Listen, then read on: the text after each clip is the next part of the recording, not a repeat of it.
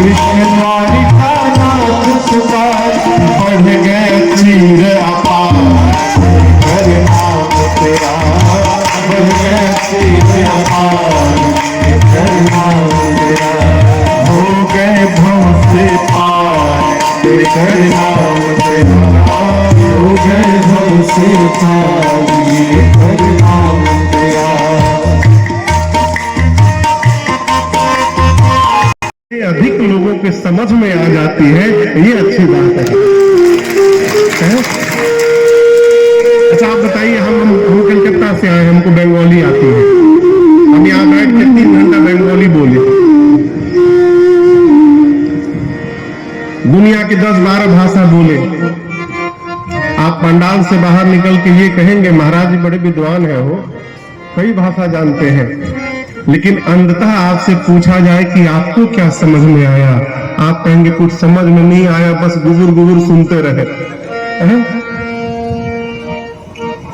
गोस्वामी जी ने मानस जी की रचना अवधि में की, 7 कांड लिखे, इसलिए बाल कांड के प्रारंभ में 7 श्लोक की रचना की। और सबसे पहले श्लोक में गोस्वामी जी कहते हैं वर्णानामर्थ संघानां रसानां छन्दसामपि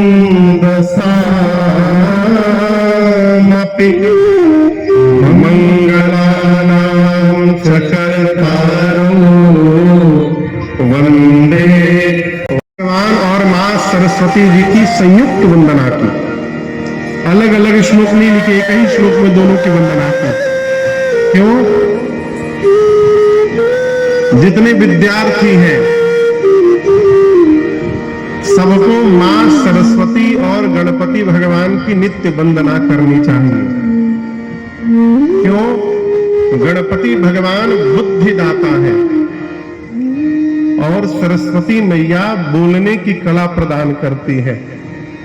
गोस्वामी जी कहते हैं मैं भगवत चरित्र को लिखने जा रहा हूं, असंभव को संभव करने जा रहा हूं, इसलिए जब तक आप दोनों की कृपा नहीं होगी तब तक ये कार्य पूर्ण होने वाला नहीं है। इसलिए पहले श्लोक में ही गणपति भगवान और सरस्वती जी की वंदना की। दूसरे श्लोक में यहां दर्शन करिए, शंकर जी पार्वती मैया है, एक साथ वंदना करते हैं, भवानी शंकरौ वंदे श्रद्धा विश्वासरूपिणो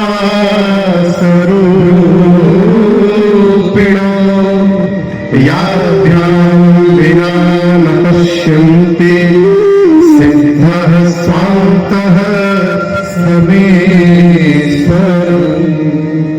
एक साथ भगवान शंकर और मां पार्वती की वंदना करते हैं, लेकिन यहां दर्शन करिए, शंकर पार्वती की नहीं कहे, पार्वती शंकर की कहे। बड़ा अंतर है दोनों में। ये नहीं कहते मैं शंकर जी और पार्वती जी की वंदना कर रहा हूं, किसकी कर रहा हूं? पार्वती जी और शंकर जी की। भवानी शंकर वंदे। क्यों? पार्वती मैया श्रद्धा है, पार्वती जी क्या है? और भगवान शंकर विश्वास है। भगवान शंकर की कृपा चाहिए तो पार्वती जी की शरण में जाना पड़ेगा, राम जी की कृपा चाहिए तो शंकर जी की शरण में जाना पड़ेगा। विश्वास नहीं है अपना तो आपका कार्य कभी पूर्ण होने वाला नहीं है।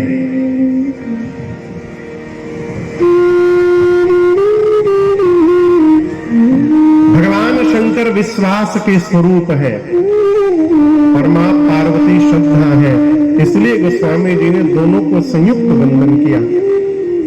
तीसरे श्लोक में भगवान शंकर के जगत गुरु स्वरूप का वंदन किया, वंदे बोधमयम नित्यम गुरुम शंकर रूपिणम।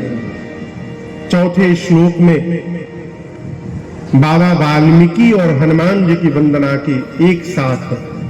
पांचवें में जगत जननी मां जानकी जी का वंदन करते हैं, छठवें में रघुनाथ जी का वंदन करते हैं और सातवें अंतिम श्लोक में गोस्वामी जी कहते हैं मैंने मानस की रचना कैसे की।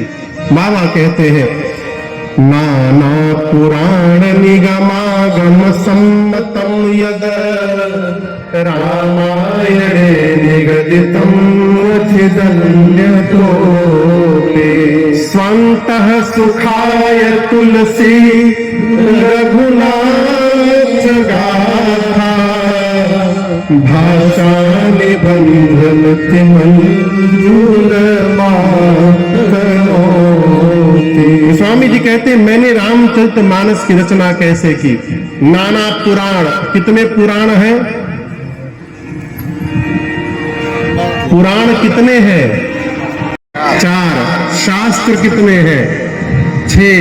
गोस्वामी जी कहते हैं 18 पुराण, 4 वेद, 6 शास्त्र और इनके बाद जितने रामायण है, इन सभी ग्रंथों के सार को निचोड़कर, सारांश को निचोड़कर और मैंने इस श्री रामचरित मानस की रचना की है।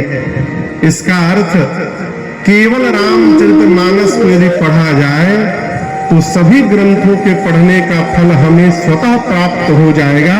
ये श्लोक यहां प्रमाणित करता है।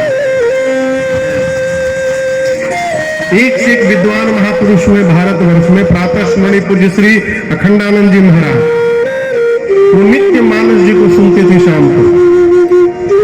किसी ने कहा सरकार आप वेद क्यों नहीं सुनते, पुराण क्यों नहीं सुनते, भगवत गीता क्यों नहीं सुनते, रोज रामचरितमानस सुनते हैं?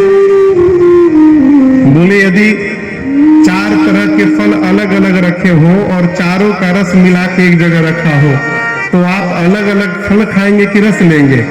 उसने कहा हम तो रस पी जाएंगे। अखंडानंद जी बोले कि मैं भी रस ही पान कर रहा हूँ। सभी ग्रंथों के रस को निचोड़कर गोस्वामी जी ने रामचरितमानस जी में भर दिया है। सबके पढ़ने का फल केवल मानस जी को पढ़ने से प्राप्त हो जाएगा। 7 श्लोक लिखने के बाद पंचदेव उपासना में गोस्वामी जी ने 5 सोरठे लिखे।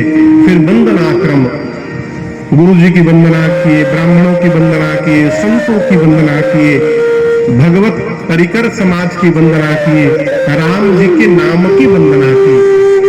कलिकाल में हम और आप किस युग में जन्म लिए हैं पता है? युग कितने होते हैं? कितने? 5 ना? 4। सबसे पहला युग, दूसरा अरे कौनो ना कहो तो वही जाएगा, बोल दीजिए कौनो ना। पहला युग सतयुग, दूसरा त्रेता, तीसरा द्वापर, चौथा कलयुग। इन चारों युग में सबसे बढ़िया युग कौन सा है?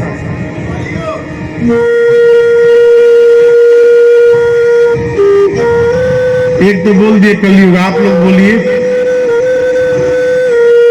सबसे बढ़िया युग कौन सा है? अजीत बाबू आप बोलिए। सतयुग, उनके अनुसार सतयुग बहुत बढ़िया है। और आप बताइए।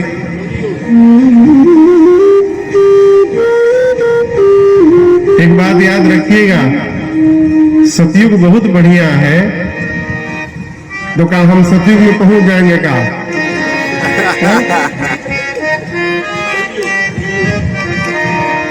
किसी का करोड़ों का महल है तो हमारे लिए कौने काम के? हमारे लिए तो हमारी मड़ई ही महल के समान है। गोस्वामी जी कहते हैं चारों युग में कलयुग जैसा दूसरा कोई युग नहीं है। भक्त होने के नाते अपने को अच्छा कहने का स्वभाव बनाइए। हमारा सबसे बढ़िया है। कल युग समयुग आन नहीं, कब जो नर कर विश्वास। यदि विश्वास हो गया तो कलिकाल जैसा दूसरा कोई युग नहीं।